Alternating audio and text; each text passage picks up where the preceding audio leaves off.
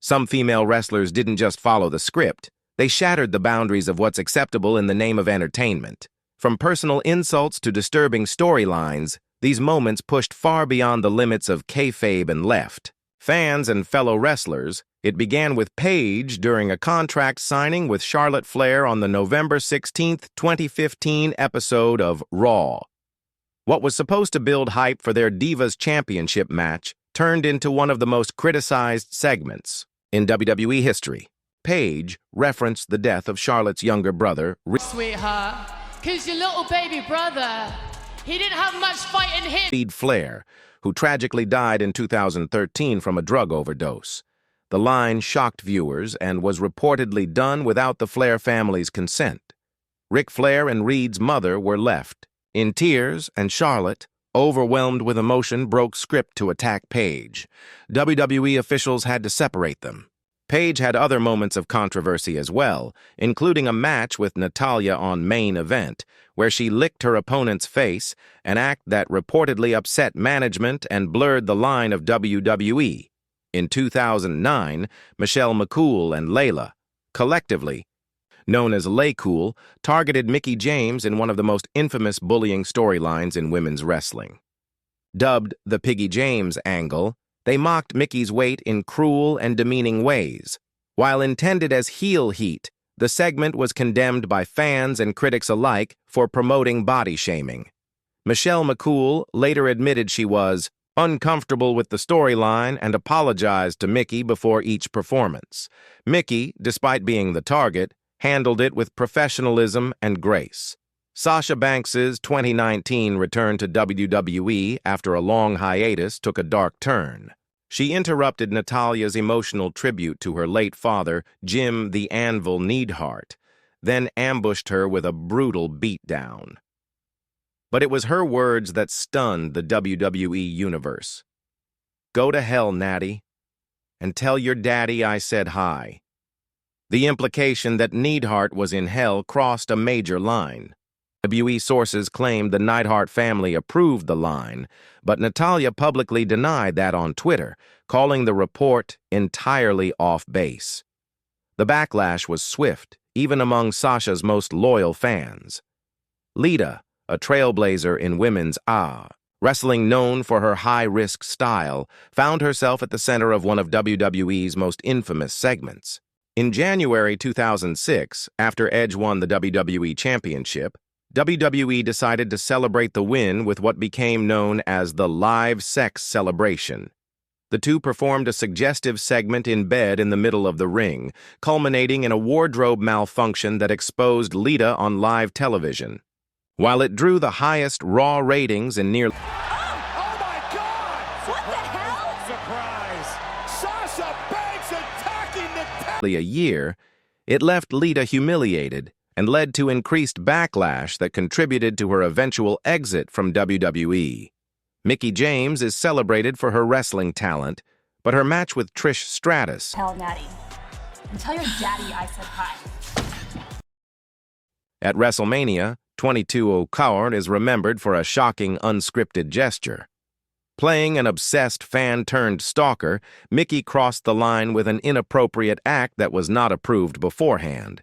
She later admitted she improvised the move in character, thinking it would add to the story. Instead, she was met with anger backstage. The gesture, though brief, was deemed too far even for WWE's Attitude Era hangover.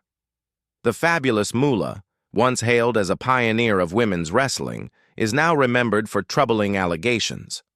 Behind her legacy was a darker reality, stories of exploitation, forced control, and financial manipulation.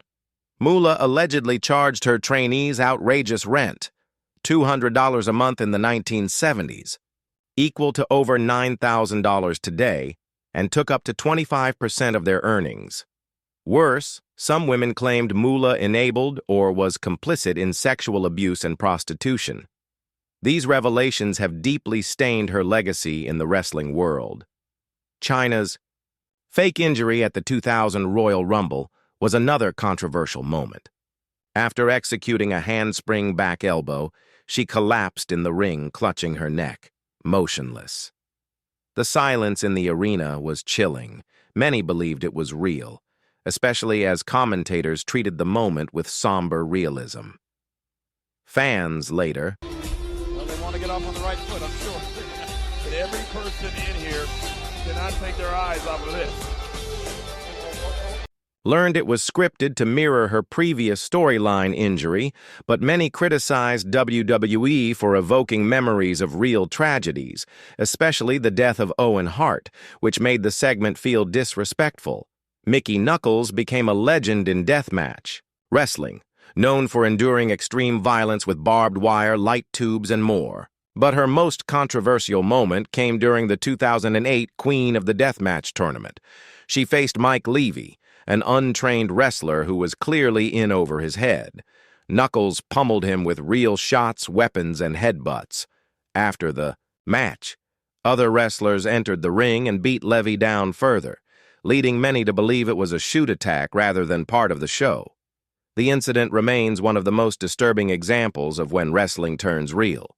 Melina was one of WWE's most athletically gifted women, but developed a notorious backstage reputation. On a tour in Australia in 2006, she was taken to Wrestler's Court, an informal locker room tradition meant to address bad behavior. The scene turned humiliating, with some reportedly betting on how long it would take her to cry. She did. Despite her talent and championships, stories of her being difficult to work with followed her throughout her career and ultimately hindered her legacy. While wrestling thrives on drama and spectacle, some moments cross the line into something darker. Whether through personal attacks, inappropriate content, or real-life exploitation, these women, and the stories around them, remind us that there's a fine line between storytelling and going too far. Here's a rewritten, polished version of your content. It keeps all the stories and important details intact while improving grammar, flow, and tone for a more professional and readable presentation, without losing the edge or emotion behind the stories. Melina had the athleticism, the championships, and the spotlight, but behind the scenes, she built a reputation as one of the most difficult women in the locker room. She openly clashed with top stars and even skipped traditional locker room etiquette like the post-match handshake. Lita reportedly kicked her out of the dressing room over it. Things nearly turned physical when Queen Sharmell almost punched her following a backstage dispute involving Booker T and Batista. Melina also stirred tension with Mickie James and publicly criticized WWE's decision to hire Candice Michelle, accusing her of lacking real wrestling skills. While her attitude may have softened later in her career, the damage had already been done. When WWE released her in 2011, she was remembered more for her backstage heat than her in-ring accomplishments.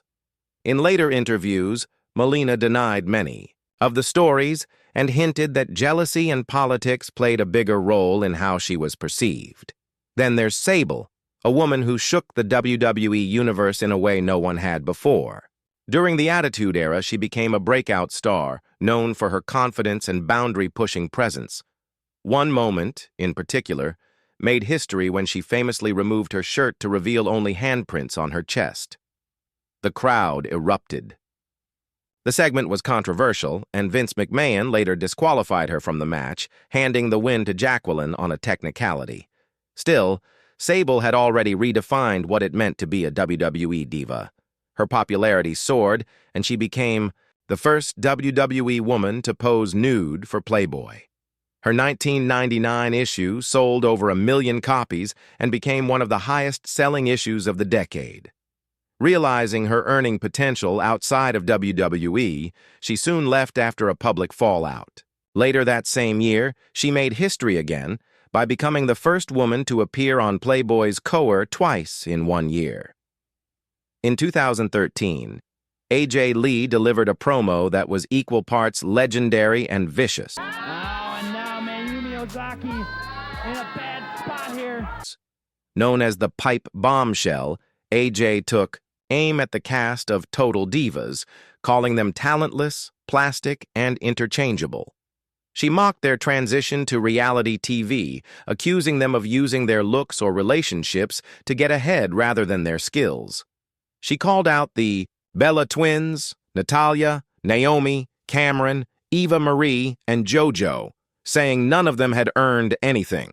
At the time, AJ was in full heel mode, but listening back now, the promo feels deeply personal, verging on public shaming. In hindsight, many fans and critics argue it went too far, especially since the women she targeted were proven talents.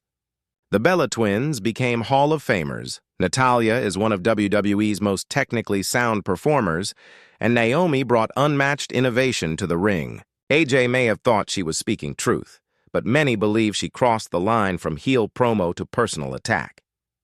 Sunny, once the most downloaded woman on the internet and a fixture of WWE's 90s era, saw her legacy destroyed by years of addiction and legal trouble.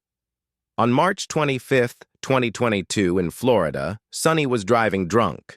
Her blood alcohol content was 4 times the legal limit. She had an open vodka bottle and cannabis in her system when she crashed into a stopped vehicle, killing 75-year-old Julian Lassiter. What made it worse was her long history of DUIs and the fact that her license had already been revoked. Many felt the tragedy could have been prevented if she had sought real help earlier. In November 2023, she was sentenced to 17 years in prison and 8 years of probation. She is permanently banned from driving. What began as a groundbreaking wrestling career ended in a courtroom, leaving behind a legacy. Charlotte Flair and Becky Lynch were once close, but things took a turn in October 2021 on an episode of SmackDown. A title exchange segment between the two quickly went off script. Tension was high, and when Charlotte casually dropped the title instead of handing it to Becky, things turned uncomfortable. Becky responded by And then you have to consider the source and what their position was compared to mine, or if they were jealous, if they were female, or if they're male. And I turned down when people kind of like try to flirt with you or whatever, and then you kind of have to turn them down because you're taken. You never know their reaction. Stop this.